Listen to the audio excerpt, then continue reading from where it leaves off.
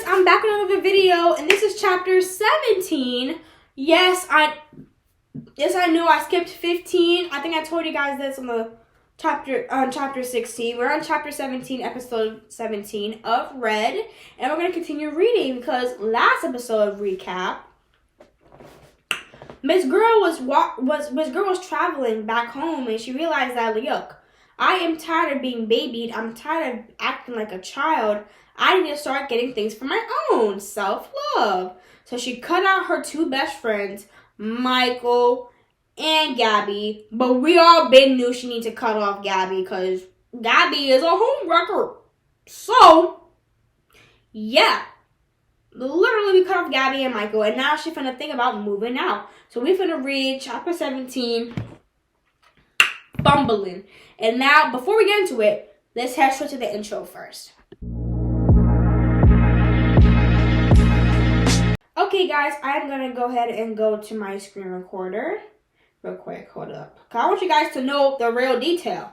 Now, I'm about to go screen recording right now, and I'm going to head straight to Wattpad and read chapter 17, Fumbling. Now, the picture of the day is not of Michael, unfortunately. It's just a simple background. We love a simple background, which is okay. So, let's get into reading, because right now it is 9:35. I never recorded this far in a video. Recorded several videos until 9:35, so I really don't have much time. This might be another one take, so I hope you guys enjoy. I moved out. Thanks to a special deal between the dean, my therapist, and I was allowed to do most of my exams from home or from my therapist's office to make sure I couldn't cheat. I wouldn't. I was just relieved and so incredibly grateful to be able to avoid running into Gabby. Then, when school was done, my family and I went to Europe for the summer, and we visited both Italy, Greece, and Turkey during the month we were there. And when we got back home, I packed my things and moved out. She said, moved out. Moved out. Okay, that's on adulting. Anywho, keep reading. My aunt in Sacramento welcomed me with open arms, grateful to get company after being alone for 2 years after her husband and my uncle my uncle Tony died in an accident. I started at a new school, but isolated myself from my fellow students, completely uninterested in starting new friendships. It hurt too much. Even though a part of me hated what Gabby did, I still missed her like I was missing an important limb of my body. I missed Michael too, of course, but in a different way. Of course, we don't see Michael as a friend. We see him more as a friend, but he pulled the Adrian on her. Well, not really. He didn't pull Adrian on her, but you see what I mean.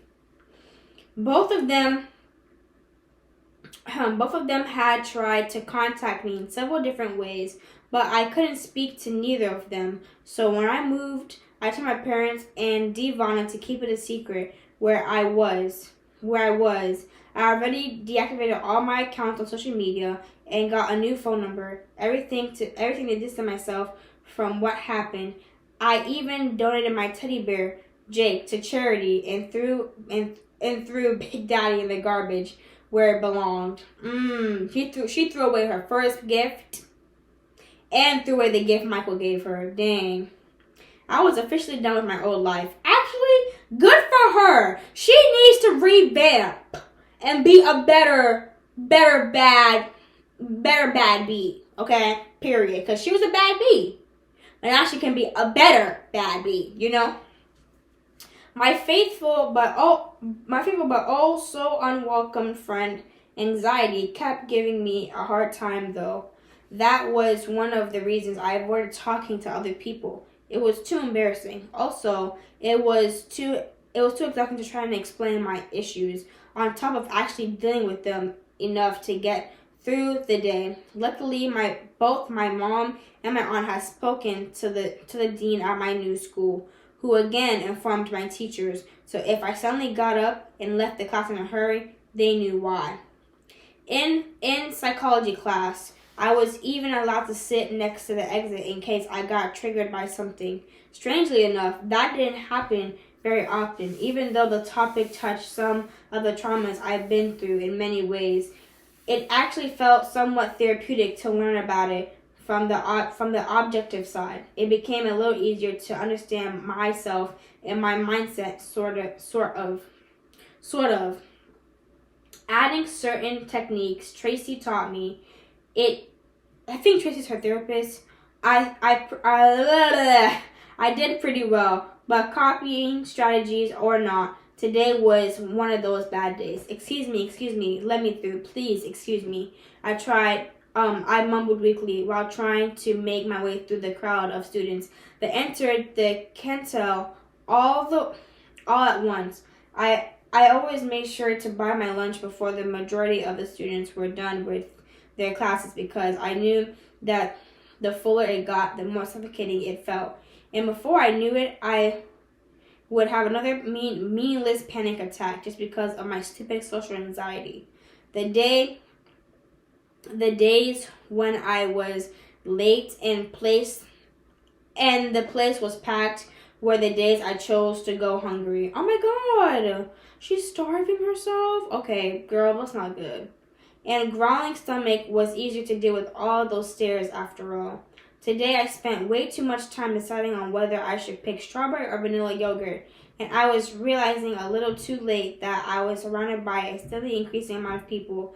They were laughing or discussing topics they had during class, and teased each other and cracked jokes, and everything that's normal when you're a student. But compared to them, I wasn't normal.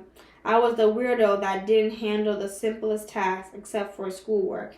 My grades showed that I could do something right, at least, just not dealing with people. Okay, so she's smart mentally, but not street smart, you know? I get it. I was already close to hyperventilating when I finally managed to squeeze through the doors out in the open hall. Then the world echoed like a verbal buzzing, scarier than one that comes from 1,000 bee swarms, and I was frantically blinking tears away to keep my vision clear as possible. Still, it took a while to put myself out of flee mode before I was calm enough to sit down on the bench. It was first then I looked around and found myself in the park next to the school. I spoke slowly to myself, demanding my brain to relax, while I glanced around in paranoia in case someone was looking at me, or worse, had followed me when I ran from school. But except for a couple of doves and the sound of traffic in the distance, I was alone. God, I hate this, I mumbled. Then I sniffled and used my palm to wipe my wet cheeks. Then I stared at the yogurt that was clenched so hard in my hand that it was a wonder it was still intact. And I actually doubted that I would notice if it exploded and stained both my hand and clothes, until now at least. And now the thought of eating made me nauseous. Oh my God. I put it down on the bench next to me and stared at the dove that were combining every piece of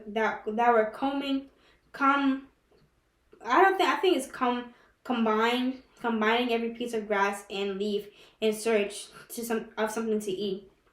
I suddenly wished I had chosen a sandwich for lunch. Then at least they would be happy when I fed them my lunch. If only Gabby was here.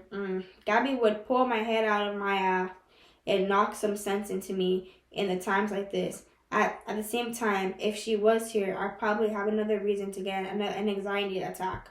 And Lord knows I had enough of those lately because of the changes in my life.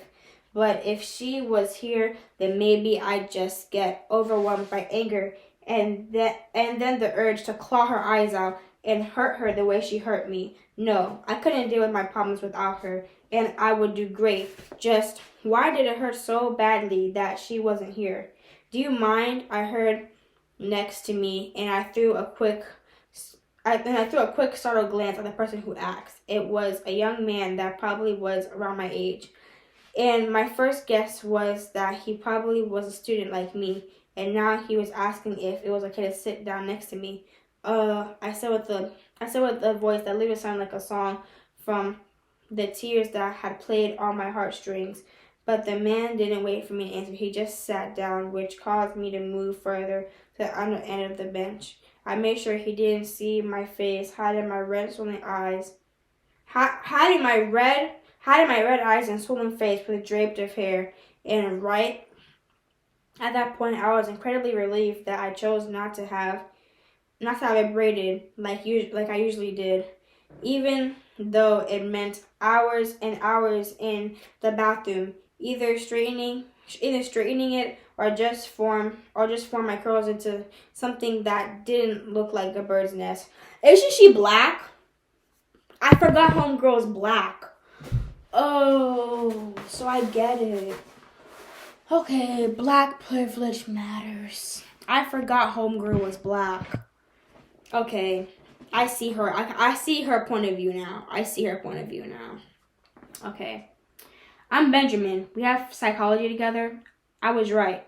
He was a student, and the fact that we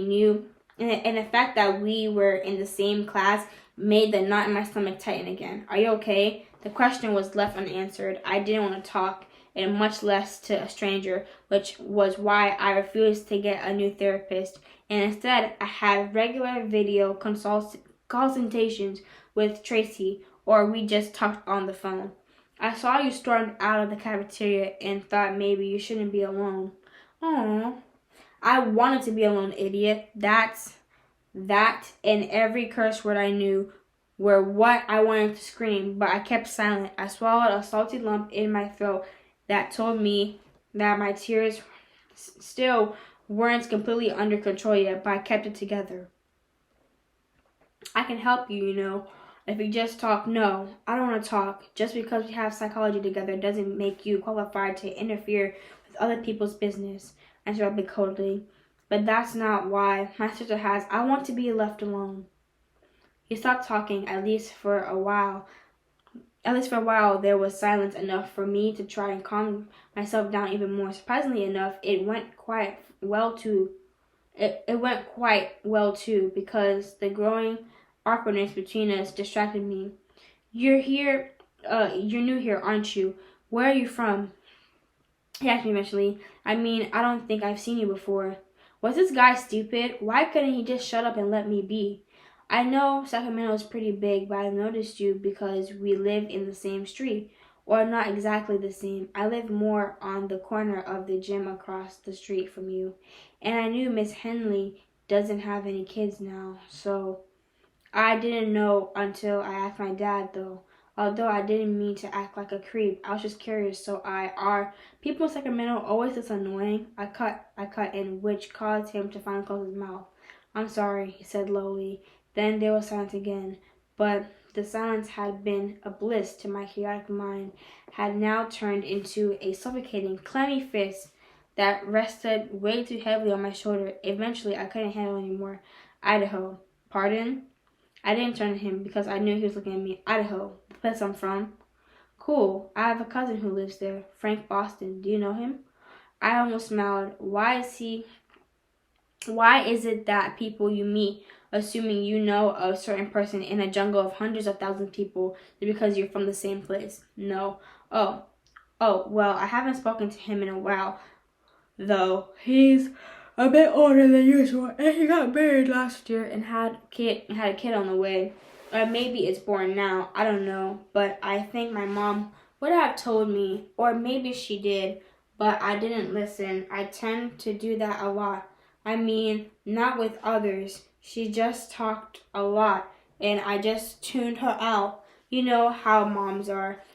They're kind of annoying, right? But they mean well. At least most of them do.